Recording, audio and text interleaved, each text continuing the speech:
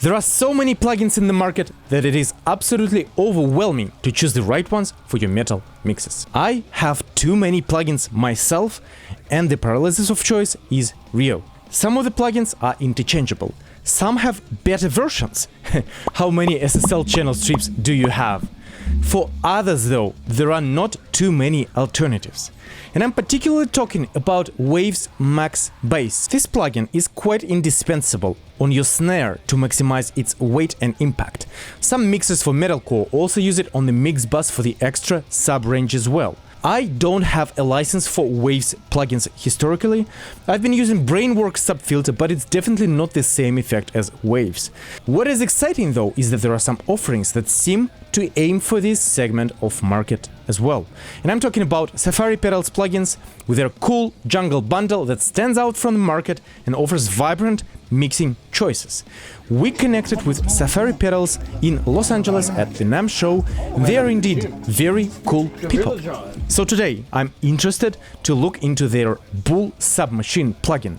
It seems to cover this missing link and add the required weight to our sub-range.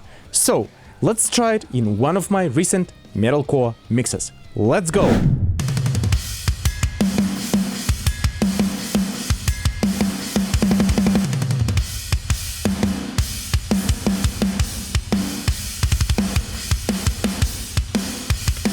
It sounds super tiny without it now.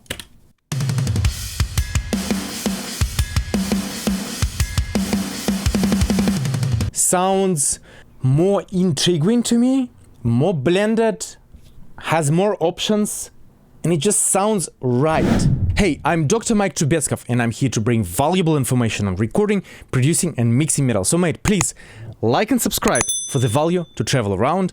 Let's go! Let's take a listen to this current mix. This is a metal band from Birmingham, UK called Knowing Hunger. Check them out, they're cool.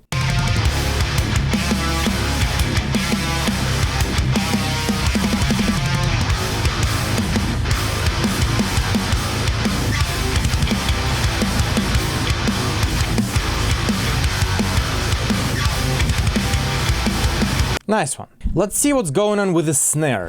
In order for the snare to sound massive and have that low end punch, I was using Make Believe Parallel Process number 1. I'll show you what it does. And I was also blending a snare low, which is a nail the mix trick developed by Buster Oderholm, with just this information filtered out and phase inverted and then blended in parallel. So let's take a listen to the drums maybe and check out what these two do to the low end of the snare.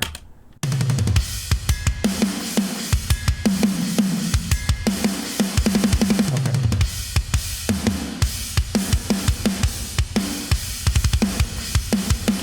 This is snare low. You can absolutely and definitely hear that effect.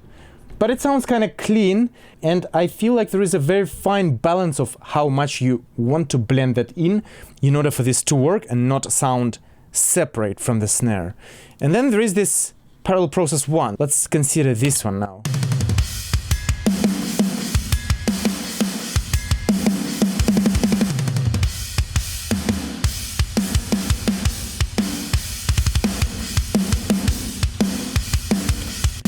So I really like this on the snare. This has been my go-to, but there aren't too many controls and it's a clean sort of blend of that low end. I think it's cool. It works for me, but let's see if we can top this by using the Safari Pedals Bull Submachine on the snare. So I'm gonna disable snare low and I'm gonna disable this P1 thing. And let's take a listen to what this does. Right now it is in bypass.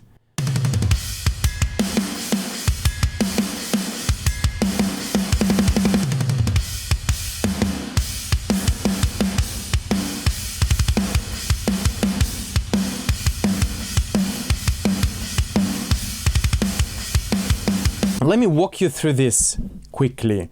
We have a frequency, so we can control which frequency we are emphasizing. We have drive and we have resonance, and we also have punch.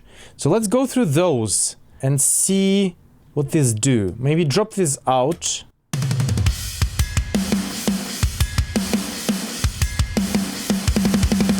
So you can see that with all of these knobs off and frequency set to 100 Hz, we still hear quite a bit of an effect. Let's maybe see without the punch now.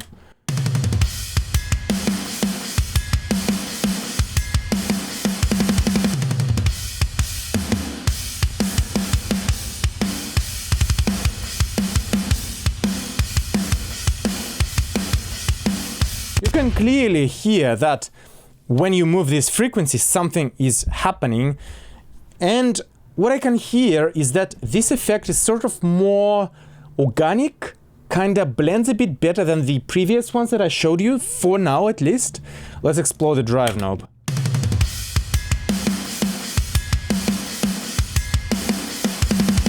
So even with drive off, this results in an effect. I was just to check that. So let's do the drive now.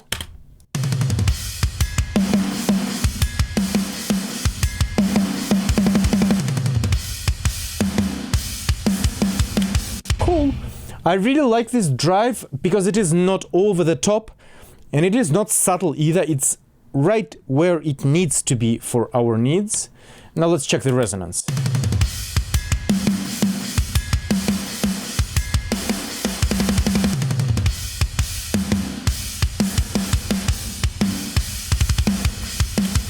It's cool. Punch.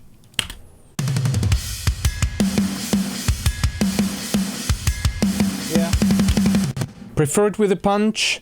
And now let's dial in a good tone and blend that in with the blend knob.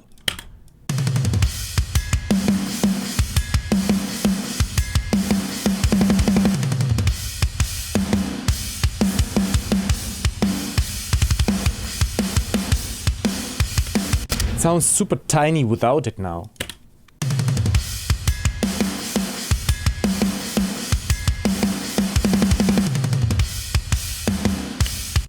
I like that this plugin not only adds that missing low-end content, but I can also hear that it adds a dynamic hit in that low-end sub-range, which works super well for this snare. Now, let's compare our previous processing, which is this here and the snare low.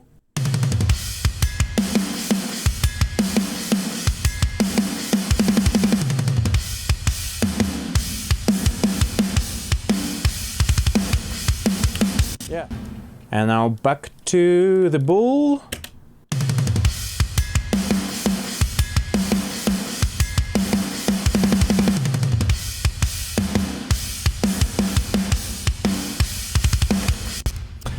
Yep. So I gotta conclude that this sounds more intriguing to me, more blended, has more options, and is very usable, user-friendly, and it just sounds right. It's pretty easy to dial in the right tone with it. I think you can go overboard and make it not work for you, but so far this has been great. I will let you guys decide which version you prefer. Let's compare it with Brainworks Subfilter now, by the way, because they seem to share similar kind of controls. This one here, tiny UI, it's an old one already.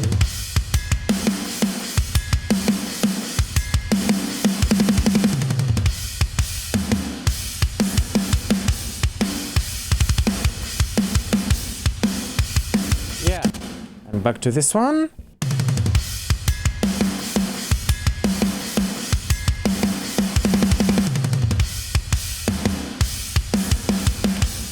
Again, I prefer the bull.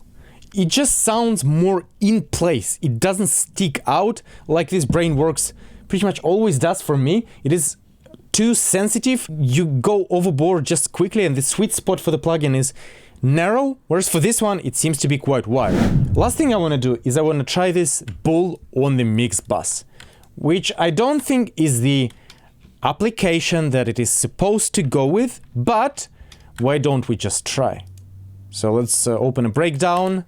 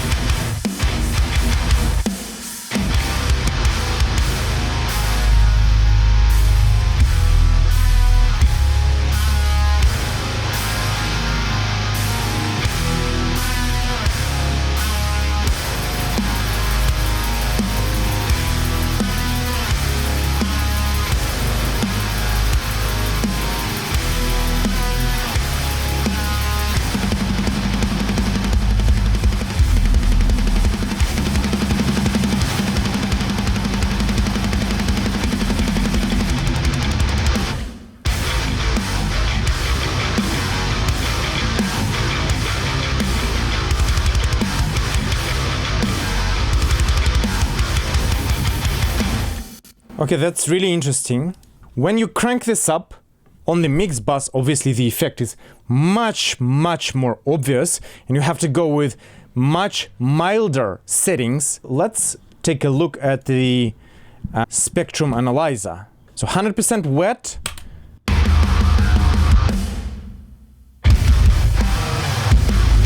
Now without.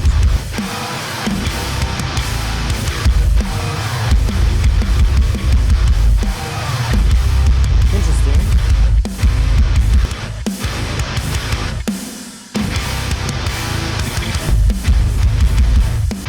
So my perception was that the plugin not only adds the low end, but sort of scoops the mids. It doesn't seem to be the case from this frequency analyzer though. It just seems that the low end that is added is very prominent. So if we drop it down to 25% as it was blended with though, and take a look now. Without.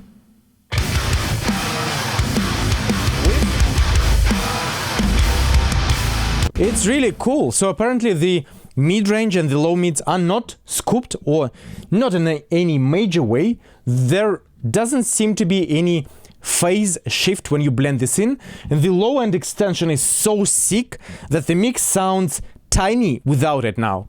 I feel like you can get really sick results if you know what you're doing with this. I want to conclude this video by saying that this Bull Sub plugin is very exciting to me.